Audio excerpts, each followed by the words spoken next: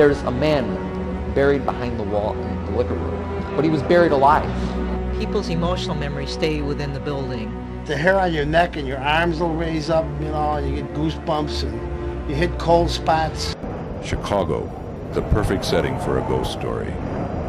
But what is a ghost? Do ghosts exist only in the realm of imagination, or could they possibly coexist in the world of reality? If we are still experiencing ghosts in the 21st century, we must explore the possibility that ghosts are more than mere legends. There could be several explanations for supernatural occurrences, but which is valid enough to accurately answer the question, what is a ghost? Around the streets of Chicagoland, there's something for everybody. Richard has been on a quest for almost 30 years seeking the answer. Ghosts have been the object of study now for centuries. It's been a heightened interest here in recent years, especially since the 70s with, I suppose, an outgrowth of the psychic age.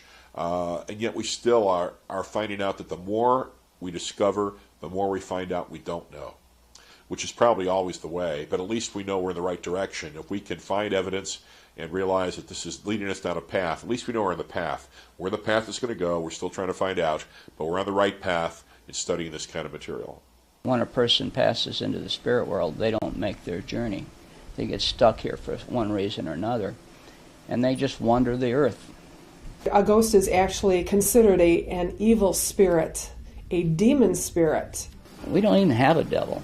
As a witch, our idea of a ghost really isn't that much different than what a Christian's idea of what a ghost was. Mostly we consider it not the exact spirit of a person that's passed away, but probably it's more analogous to a videotape that's reeled and played over and over again. Ghost has some kind of little connotation like spooky or scary or frightening or something like that. And ordinarily, I think, at least my perception of it is that I think there are spirits and ghosts in that sense. The Latin is spiritus, but we translated ghost or spirit. So I think there are such things. But on the other hand, I don't think they're always necessarily scary. We got the hardest evidence that I could ever dream of, because there's no explanation for what we got on film. We actually have ectoplasm coming from a door, and it like just floated up to the attic. A ghost to me is the essence of a person, their soul. It's probably not something that is within our threshold of awareness. It's above or below our threshold of awareness. I think it's very important that we keep our minds open to the possibility of there being things that we cannot naturally see and touch. Our research began with the most well-known ghost story in Chicago. There are several variations to this story, but the traditional tale leaves us with this version. Mary walks along Archer Avenue. On occasion, she is offered a ride by an unsuspecting young man. She happens to be the ghost of a young woman who died in an automobile accident in the 1930s. No one is completely sure of her name, but a simple name of Mary fits her. She looks lovely in her ball gown and is excited to be on her way to her one true love, dancing. Her journey takes her to the Willowbrook Ballroom. In life, she never had the chance to completely fill her dance card, so now she comes back to enjoy the music and dancing that her untimely death would not allow. She lightens up the dance hall with her graceful movements to the music. She leaves her partner with a memory that will last a lifetime. When these men speak of dancing with her, they remember her cold touch. When the music ends, it's time for Mary to leave. The gentleman offers her a ride home. Mary accepts the invitation. This night of dancing has come to an end. The drive leads back to where it began on Archer Avenue. The men describe Mary as anxious when they get closer to the cemetery. When they pass the gates of Resurrection Cemetery, Mary must say goodbye to her partner. I must leave you now. She leaves him only with her memory. Mary disappears before his eyes. He stops the car suddenly and frantically looks for her. The young man is shocked and confused by her disappearance. He is frightened, but even more so, he is broken-hearted. He'll carry her memory forever.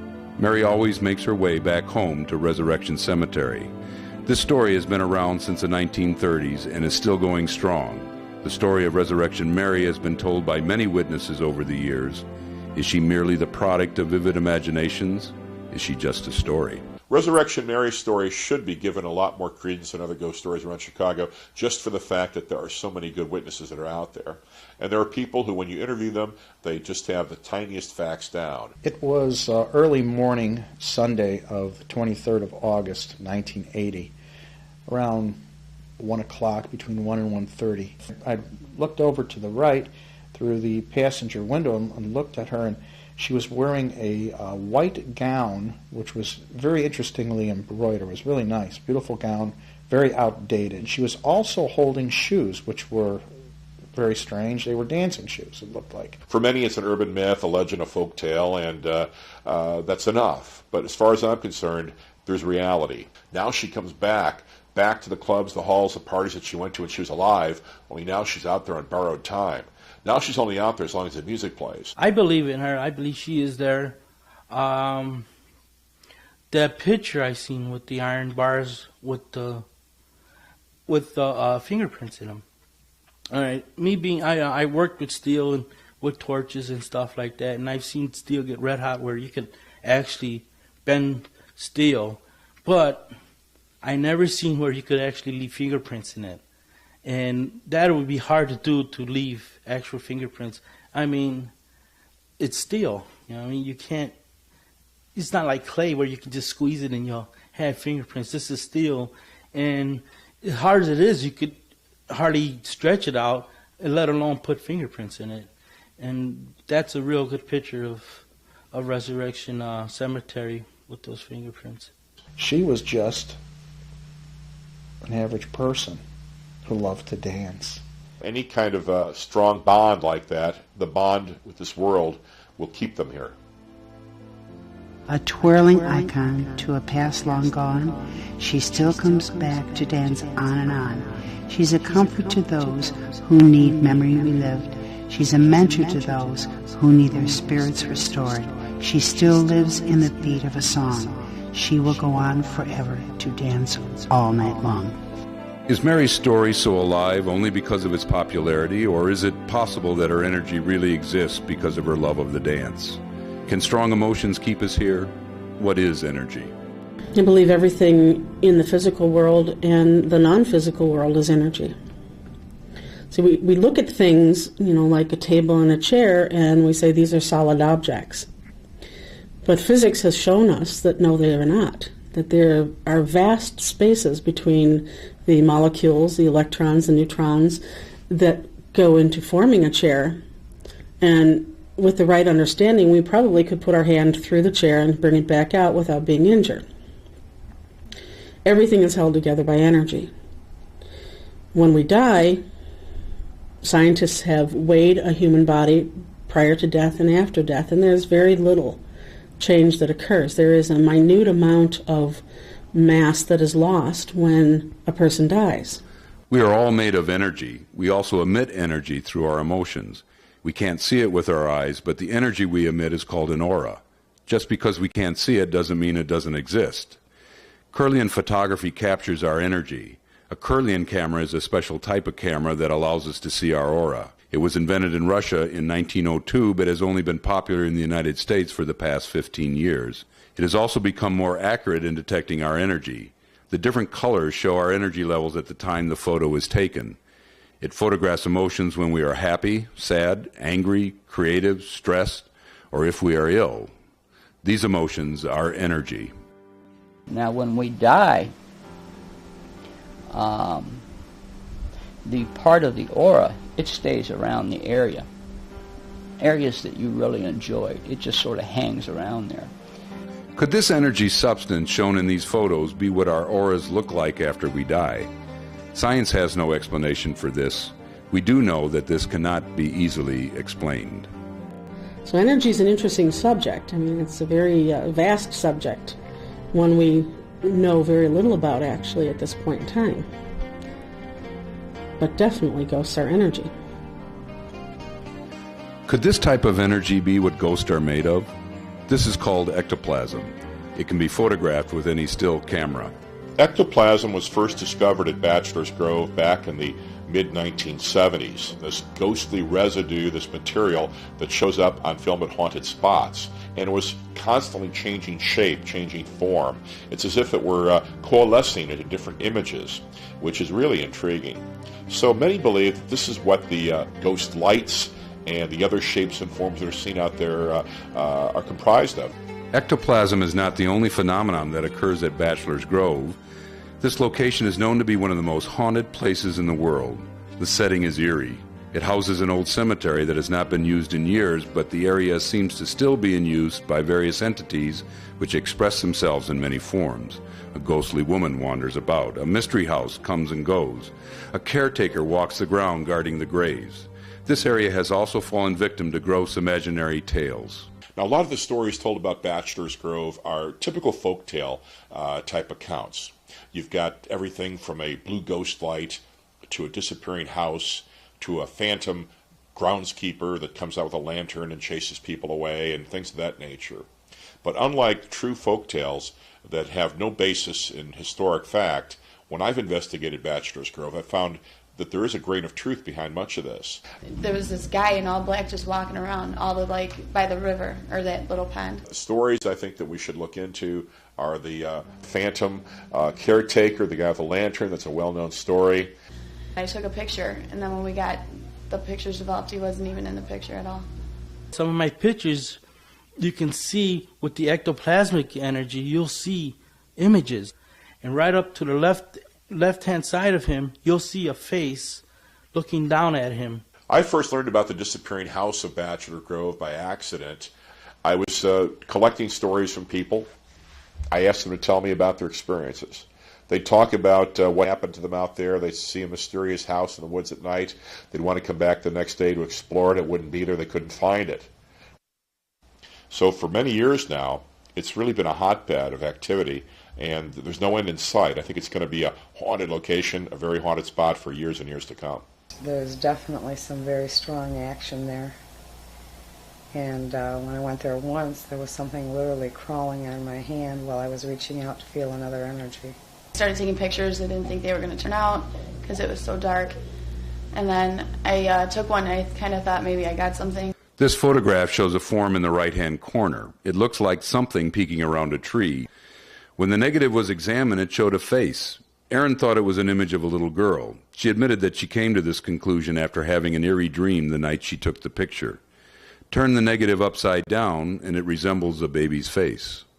The night I got back, I was sleeping in my room, and I heard someone talking and saying, "Did she see it?" And I didn't know if it was my sister or anything, so I was kind of scared, and I just went to bed. And then the next day, I got my pictures developed, and I didn't really see anything that was out of the ordinary until I started looking at the negatives. I don't even know why I opened up the negatives and started looking at them. I just did. I heard, shh, and I turned around, and I just snapped this picture. An ectoplasmic image of a lady where her hair is flying back, and right down, like on the right side of her, there's a little red image. If you enlarge it, you would see there's a face there. If there's a devil, you can see the yellow eyes, you can see an ear, you can see a chin, you could actually see horns. But in my opinion, I think that is the devil. But Bachelor Grove is much more than just, I think, hauntings of a classic sense. Years ago, and you don't hear much about this anymore, I interviewed people who heard mysterious clanking, mechanical type sounds. There's no explanation for that. What do these metallic type sounds mean? There's no factory nearby or anywhere close enough that it could carry on the wind that you could hear. Our crew picked up a metallic sound that resembled a squeaking door.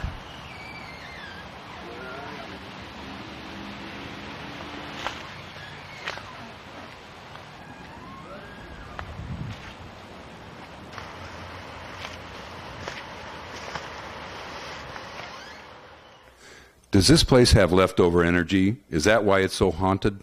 Does it have a sad history? Bachelor's Grove has a lot of unknown graves. No one knows where they came from, the time in which they were there. There's great distances in time when they've been there. What we're getting is they're stepping from one dimension into the other, and sometimes they don't make that whole transition. Maybe they're just somewhere in between. and we don't see the whole. We just see the like the heat waves. I really think that the place, because of the Native American connection that would have gone back for many thousands of years, I think it had something going on well before it became a graveyard. Now it's a graveyard, but I think the reasons why that spot are prone to hauntings go far back in time. I think it's all that inhabitation of different peoples there over the centuries. It just had some kind of layer cake effect building up over the years, over the centuries. When I walk into somebody's home, one of the first things when they tell me they're haunted, I'm thinking, okay, let's find out the history. A significant event, even when I say significant event, it doesn't have to be tragedy. It could be a lost, relative coming to visit them again. Here we are doing what we believe proves that there is life beyond this life, and it's just incredible. It's history. It might only be 10 years old, or it might be 500 years old. It might be an ancient burial site for Native American Indians or something, but it's history, and it's just fascinating. It's not really what the norm is. I guess we're kind of abnormal in that way.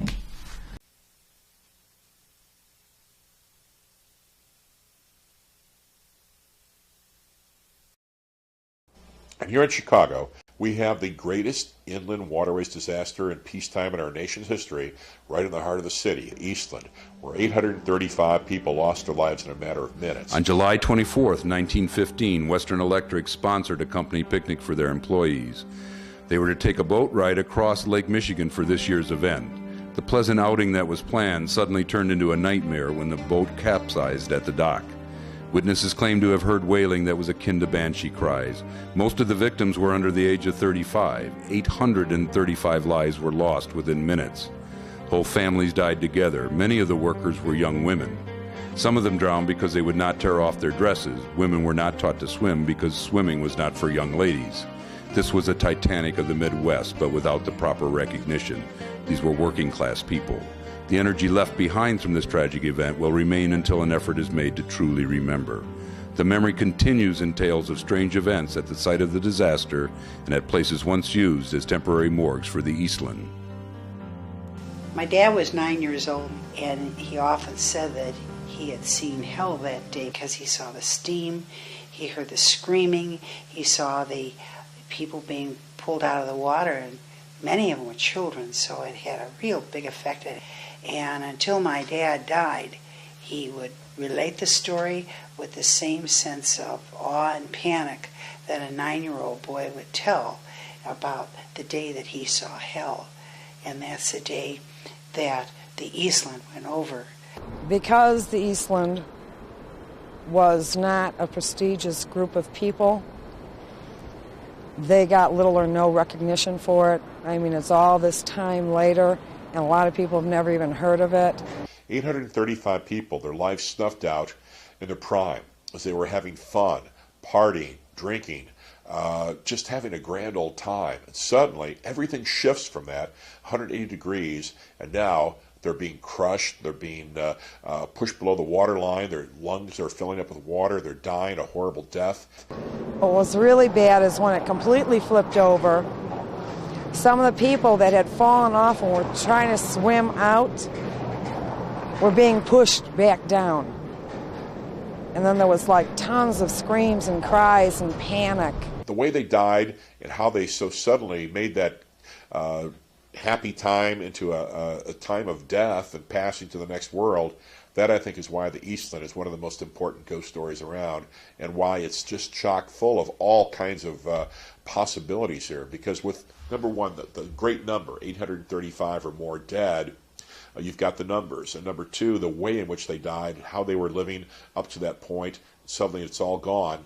Well, that is a perfect setting here for a classic haunted spot. Hardly you'll see anybody doing investigations at Eastland disaster. But when I go there, I usually get maybe 1 or 2 pictures of something you can't explain.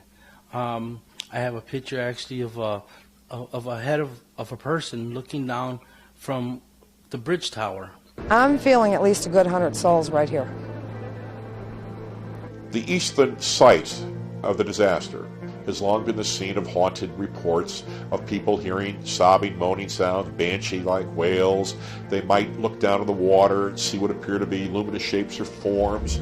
Those are not the reflected lights of buildings, it's believed, but actual spirits. And some think they see real people floundering, drowning. They call for help. Fire, police teams get there. No one's there when they arrive at the scene. These things have been reported many, many times over the years. There's no indication to them that they're gone. Friends and relatives lined up at the temporary morgues in the heat of July to identify their loved ones. It was highly emotional. How could this energy dissipate? Current owners of the buildings are reluctant to admit that strange events occur in their companies, but their employees will tell you differently.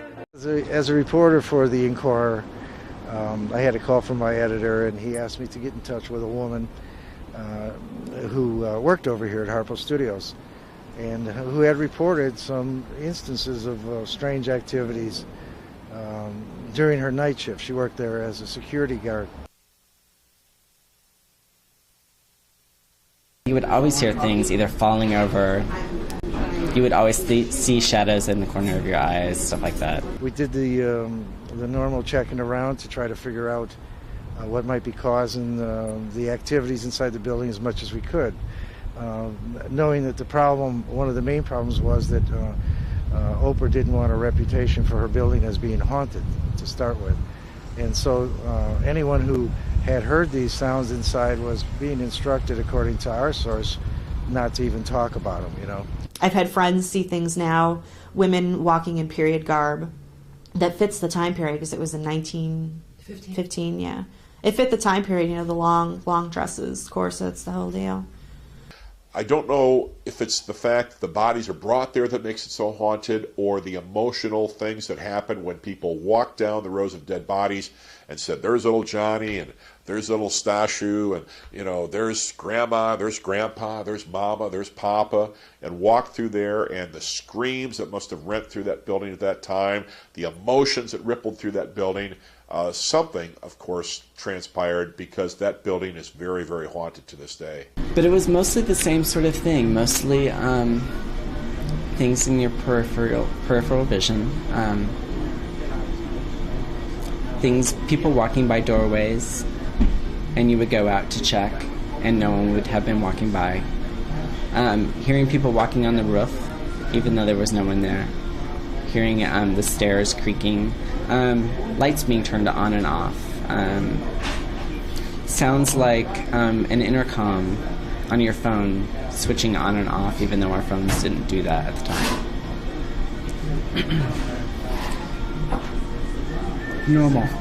Normal stories like that, but all across the board. If anybody from management in that building should see this, you know, they can deny it all they want, but all they have to do is talk to the people that work there, and they'll know that there's something going on. And, you know, don't hide it. I can't see why this is such a publicity nightmare for them. I would think, if anything, it would give them a name for themselves. After the Eastland disaster took place, and the fact that the dead were shown such disrespect, there was really no official recognition, except for maybe their company, Western Electric Company, had services, had some kind of memorial of sorts. But you'd think that the city of Chicago, where the disaster took place, would have cared, would have done something about that. You'd think the state of Illinois would have done something, and eventually they did, but it was 1989, many, many decades later, when a plaque was finally put up. There's no federal recognition to this day for the Eastland disaster. And here we had a loss of life, about 2/3 of what happened on the Titanic. And today, we've got nothing but Titanic talk all the time. You've got movies, you've got songs, but where's Leonardo DiCaprio for the Eastland? And where's the Celine Dion of the Eastland? Where is there something being done for these people? Because they were not rich, because they died without evening gowns and tuxedos and diamonds dripping off their fingers, makes them no less important as far as I'm concerned. I didn't know about this disaster, and this was supposedly the worst inland boating disaster in the country. And I never heard about it until I happened to, by chance, pick up this book at a book fair. So, you know, maybe a combination, they're trying to get their story out. In many ways, we've learned over the years and through the teachings that these things are a part of our life. They're a part of our walk. This old brewery, located in Thornton, Illinois, carries many memories within its walls. The limestone base of the building seems to retain its past. John Beafilt was the most prominent citizen in Thornton. He erected a brewery and was in business in 1858 with a 10-barrel kettle. In 1876, he built the building that still stands today. The property switched hands many times over the years. Al Capone even played a part in its ownership.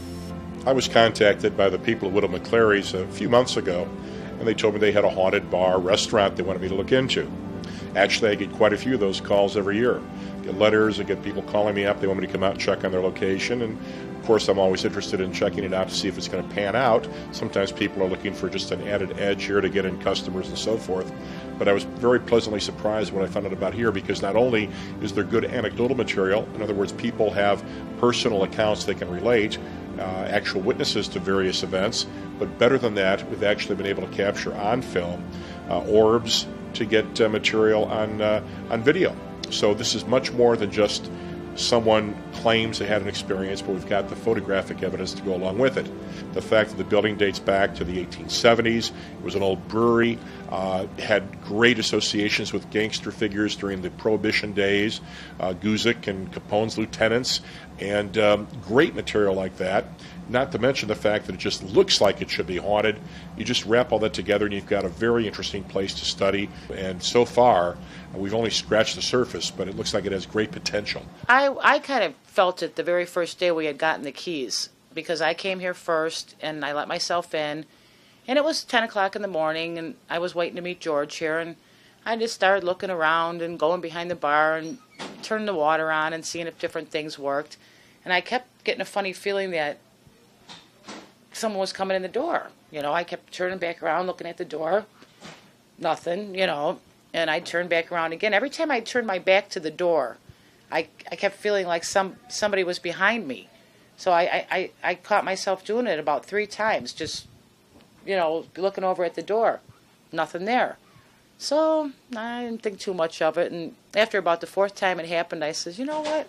I don't know why I'm feeling like this, but I'm just going to go sit on the porch. I just was getting funny vibes, and I'd never heard anything about the place at all, you know. Then after we were here for a couple of months, I started hearing different things. I was like, that's why I felt like that first day, because the place had been closed for a couple of months, and nobody had been in here really. So who knows? Maybe everything got stirred up, or that morning I let myself in. People's emotional memories stay within the building. So especially in the case where someone has died or there's been some sort of abuse, those places seem to carry the most trauma. And the bricks, the flooring, the wood, everything seems to have an imprint of some kind. The energy is here lying dormant, but when people come in and start, say, changing walls around, bringing lots of people in, I think it stirs up whatever energy was in the place to begin with. I'd be painting, and my wife would call me. I mean, I'd be going along, and my wife would call me, and I'd put down the paintbrush. I'd walk over to wherever she was. I'd go downstairs or wherever, I'd do whatever little chores she had me to do. And I'd come back up. I'd go back over to where I was painting, and the paintbrush would be gone. And I'd sit there for a minute and go, I'd go back downstairs thinking I left the paintbrush down there. And I'd go down there. I'd say, Sharon, where's my paintbrush? She'd go, you didn't bring it down with you. And I'd look around and I'd go back upstairs. And there it'd be sitting there. And, just strange, very strange. The hair on your neck and your arms will raise up, and you get goosebumps and you hit cold spots. Stuff like that. We followed Richard Crow and psychic Karen Uchima into an underground section of the building. They experienced some unusual phenomena in this cave-like tunnel which holds an artesian well. Oh my God, that's a form. What is that? It's a ghost. Richard witnessed some sort of form moving on the wall. Our camera picked up these little points of light, which are called orbs. We noticed that if we focused the camera in one place for a while, an orb would eventually appear. Their movements seem purposeful and directed. They are about the size of a quarter. They make their appearance in front of the camera lens, then disappear. Our crew made sure no one was carrying flashlights or any kind of reflective objects. We had to wonder, could these orbs be the DNA of ghosts? We eventually moved on to another area of the tunnel. Karen was joined by her partner, Grant Wiley. Together they witnessed a very unusual form. Oh my God. Yeah, I can see a face, but it's a mean face. Right, it's a mean face, but it's also distorted. It's a mean face, the eyes are slanted and glowing. The face is distorted in some way. It's like mangled or something. It's not quite human. The face is elongated. Well, the whole body's elongated. It's changing shapes. Wouldn't you say that the eyes are in the wrong place? Like the facial features are distorted? Yes, now I'm actually seeing part of one face and part of another. It's like they're separated. This is a bad place. Okay, let's go. Like the eyes weren't in the right place. It was a face with eyes, but like the eyes were like, you know how Picasso painting looks, where things aren't in the right place. That's why it was scary, because like the eyes were face and a separation right, and a half exactly. of another face. Except there was a sphere which appeared to be a head. It's almost as if, like, if you were to describe an alien, except the face was maybe translucent.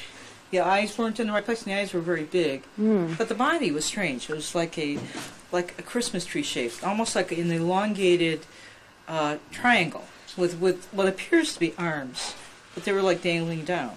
Well, my partner George had come in and he had some paperwork to do, and he sat down at the desk and got involved in his paperwork, and 5 minutes later he looked up at the screen, and the camera photographs the bar, and the whole bar was filled with people.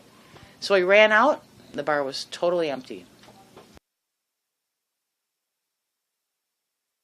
Came back here, looked on the screen was totally empty. Well, this is what I call an active setting. The energy of the place seems to make things active, physically active. There's little flashes of light. There are outlines of things. People tend to hear, see. Sometimes things move around. In this area, it's a very active area. I see visuals of things, and apparently other people have seen visuals of things. While we were getting ready to interview Grant, we caught an orb floating right next to him. There's so little that we know about this. They may be some kind of protective thing. You know, when I've done some of these things, the cameras showed that the orbs were following me around. And they may be some kind of creature that protects us from something that we don't understand. I'm starting to reevaluate my personal prejudice towards orbs, and I think maybe there is such a thing as a orb phenomena at certain haunted places. I mean, I've been big on ghost lights for years, which are a form of orb, I suppose you could say. But for a inside location, never realized it'd be a place to be as good as the buildings here, part of the Widow McClary's complex, the old the brewery from 1875. I've seen the orbs caught on film, and I have no other way of explaining that. I mean, it certainly is not dust. It's not dust bunnies floating around. It's not any kind of sunlight. It's not reflections of light or anything like that. There is something going on. Those orbs are actually floating around, and they're little gold balls of light, and they're just floating around all over the place. It's the strangest damn thing. The building's 150 years old, 150 some years old. I imagine there's a lot of strange stuff that's going on, certainly around here. I walked up to the second floor, and one of the first things I noticed was sort of a shadowy figure by one of the doors, and looked to me like it was a man with I want to say a derby-like hat. I felt the guy was sort of thin, and also seemed to be wearing sort of a three-piece suit. My nephew Cody had an incident here. He went downstairs to my partner and said, "George, there's somebody upstairs there by the pool table." And George said, "There's nobody upstairs." And Cody said, "Yes, there is somebody upstairs." So George went upstairs, and there was nobody there. This kid's 9 years old. He's got no reason to, make this up or anything. He's seen it. I'm sure he's seen it. An old man standing there. I think Nina felt something kind of weird first. I seen her bending down, and she said to me, "Did you feel that?" And I said, "Yeah." It was like a warm. It just came over us, like somebody was standing next to us. I felt something, and it went like this down my arm. And I thought I dropped a napkin or a straw. I don't know. I couldn't figure it out. And I was looking down to see what fell. And he goes, "Did you feel that?" And I said, "Yeah." It went on his leg. it was like it had substance, the touch, but there was nothing there, and then Marv felt it on his leg too. You know, I mean, it was at the same time. I believe in ghosts. I really do. And they don't scare, it's not scary ghosts. It's like, you know, like in the movies. So. Sometimes bartenders, there were bartenders in the past, come back and serve drinks, or they move cups around. Dishwashers might break a glass or fill up things with water or drink things out of a cup. This is very common. It seems that every location has its own unique occurrences. We found many forms of unusual phenomena at this old brewery. Glasses breaking in midair, orbs on every floor, full apparitions and poltergeist activity.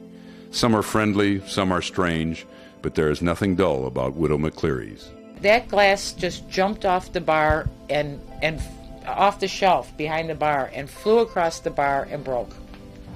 The glass on the bag of bar just exploded.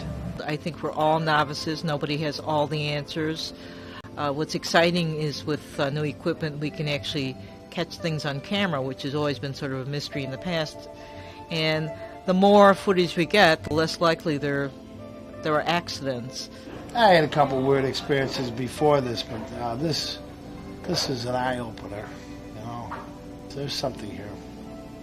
Often haunted spots are on a stream, next to a stream, a running water connection. We've got the perfect example of that here, best example I've seen anywhere around Chicago. We experienced the same type of orb activity in the basement of the next location we investigated called Cavallone's. Ironically, this location shares a lot of similarities with Widow McCleary's. Within a matter of months, I found two places that are very similar for many reasons, two gangster-related sites, Widow McCleary's in Thornton and the Cavallone's West restaurant in Willow Springs. They both have a limestone connection. They're over limestone foundation. There's running water. We have secret tunnels. We have hidden bodies, hidden objects, hidden treasure stories perhaps even. So there's all these different similarities between the two. And they both have similar haunted claims taking place. Orbs, ectoplasm, all kinds of things like that. Not to mention a lot of poltergeist activity. The building was built in 1920. Al Capone occupied this building for 12 years between 1920 and 1932. Al Capone is one of the figures around Chicago in Chicago's past that has lent himself to numerous ghost stories, haunted sites, just about every location that has a Capone tie-in, and there are many, whether it be old bars, whether it be where he lived, the Lexington Hotel, whatever, there seems to be a ghost story connected.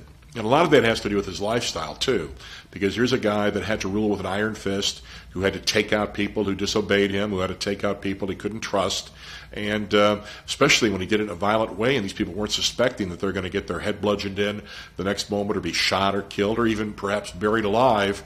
Well, add all this together and you've got a lot of good sites around Chicagoland, Capone connected and ghost connected. It was like a chop shop, except for replace the automobiles with people. They got chopped, they got shoved in the tunnels, they got shoved everywhere. Running water and ghosts go hand in hand. We're almost within eyesight from Cavallone's West to the Illinois-Michigan Canal. The Illinois-Michigan Canal was dug during the 1830s, and it was the major work project of that era. And digging the canal allowed the connection of the Great Lakes waterway system with the Mississippi waterway system. When they were building the I&M Canal, a lot of people were dying of diseases, so they would just burn the bodies and they would mix them with limestone and use them as landfill. So that's why you get this powdery, dusty, like touching an ashtray, feeling and a touch to it. So this is dirt mixed with limestone mixed with cremation, and that's why. And this is all up and down Willow Springs, up and down the I&M Canal back then. And of course, during that time, digging that canal, a very hard job. Many lives are lost, much tragedy, and a lot of that has been forgotten, has been really covered up, because those who were behind the project didn't want to have to pay off survivors' families and such. And maybe one reason why there seems to be a great ghostly legacy for this area, too. And the first thing that you notice when you walk in is an outline of a coffin on the floor. There's an outline of a coffin down there. I mean, what else could I say? Geez, there's a coffin in the basement. There's a man buried behind the wall in the liquor room, or there was, but he was buried alive. Cavalone's is interesting because every floor, starting the basement actually, there's stuff that goes on. Going down to the basement where orbs have been caught on film, you actually can see the entrances to tunnels. This tunnel here, they would store their guns or their liquor or even money or even bodies, okay? And how they made these tunnels was when this building was built, this was built as a basement with regular windows. But then they pushed dirt all the way up to the first floor, and then they tunneled out the dirt to make these tunnels. This tunnel number 2. This tunnel here goes all the way under Archer Road and hooks up with a tunnel at Willowbrook Ballroom.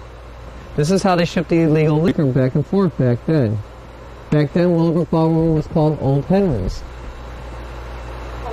Old Henry's. It was the hottest place to be at, as in big bands, dancing girls, and all the gangsters would go over there and have a great time. And the story goes, when the gangsters went over there to have a good time, they would find a girl that they wanted to be with, and if that girl came with a guy and the guy objected, they would bring the guy down here into this tunnel, beat him up, or they would kill him, and they would bury his body out into the woods. Prohibition had just come in, and dancing, many people back from World War I, a lot of frivolity here in America. We had won a war. We were forgetting about the hard times. Dancing at ballrooms was a big thing. The big band sound was starting to catch on. And the Willowbrook Ballroom, formerly called the O'Henry, originally called the O'Henry, which began just as a beer garden, was established in Willow Springs. Of course, it's connected with the Resurrection Mary stories, but it also was an area where people would come to dance as well as to get drinks. They'd cross the street from the ballroom to the O'Henry 2, some called it, a little roadhouse where they could get their booze and where they could go upstairs for their entertainment. So those who wanted more than just drink could find some companionship for an hour or two. And there were brothels run by the bootleggers at different places around Chicago. On the second floor is where the rooms were for the girls, and this would be the brothel area. Traditionally, brothel areas are very, very haunted. There were many different types of gambling that would go on in roadhouses back in those days. The gambling could be traditional gambling, poker, roulette, often done at places where drinking took place. And what we found so far is an old gambling table with a hidden roulette wheel in it, and it's in mint condition. And we found that in one of the rooms downstairs, just wrapped up. The roulette wheel reminds us of the memories of its past, the sounds of having fun, the arguments over card games, and the smell of cigar smoke. Forbidden drinks are consumed in mass quantities. The games stop. A new amusement starts. Giggling girls make their play on their prey of the night. The stage is set for intrigue. The bartender seems preoccupied. His thoughts are focused on filling the rest of his evening with the woman who is the object of his desire, Christina. The anticipation of seeing her makes him leave the card game early. He feels disappointed at the sight of his lover with the controlling boyfriend. The eyes of the gangster show strong suspicion that his girl is no longer faithful. Christina gives an excuse to leave. She follows the bartender to a secret rendezvous. Her fate will be sealed, her actions accounted for, later that night. A bartender was killed here between 1920 and 1930, and how he died was that he was tripped, he fell down the stairs, broke his neck, and landed here. The story goes that one of the girls upstairs, Christina, was one of the gangster's girls, and no one was supposed to touch her. The gangster found out that she was having an affair with the bartender.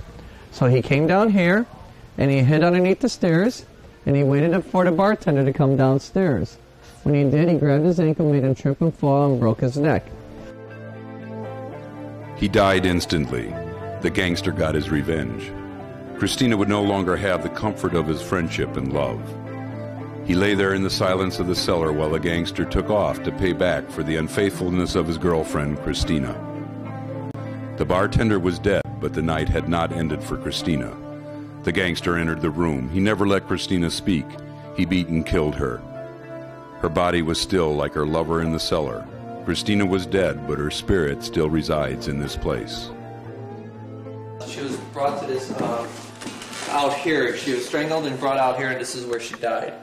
To this day, Christina haunts the second floor, and she walks up and down the hallway. This is where Christina walks up and down the hall. There is auditory evidence of Christina's presence. Footsteps are heard upstairs.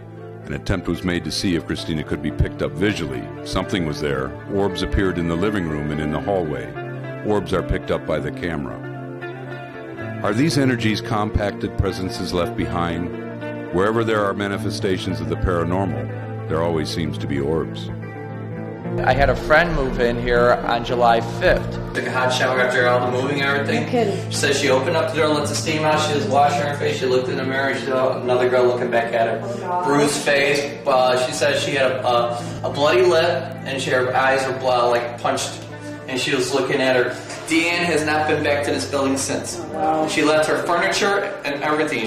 Oh yeah, she was petrified. That's all upstairs. Yeah, Really? all her stuff is upstairs. She goes, no, you can keep it. She says she's never seen anything like that. She even got a couple white hairs out of it.